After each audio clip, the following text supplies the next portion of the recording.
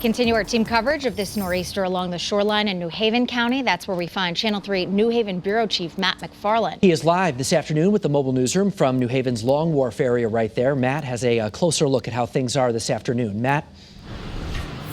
Hi there, Mark and Aaron. A soaker here today in New Haven. Not just the rain, but also the high winds.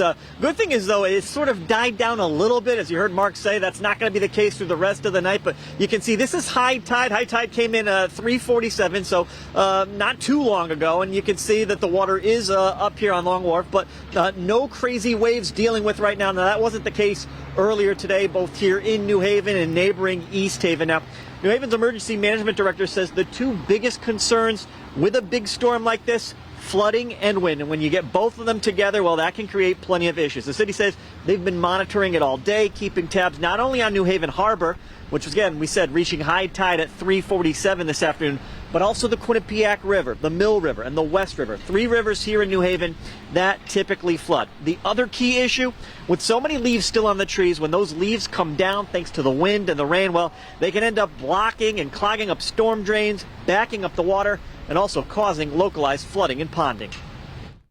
This is one of those things where it's going to be kind of citywide. We're going to have to keep our eye on it. So we've got folks out doing drive-throughs, making sure that we don't see any over-the-road flooding. But if there is, that's why we're asking people, look, one of the things that you could do as a homeowner is, you know, when the rain lets up, go outside, make sure in front of your house that storm sewer is clear. Now, we also spent some time in neighboring East Haven today. That's a town that folks there are all too familiar with, having to deal with some major storms. And we're going to have that part of the story coming up tonight on Eyewitness News at 5. We're live with the mobile newsroom in New Haven. Matt McFarland, Channel 3 Eyewitness News. All right.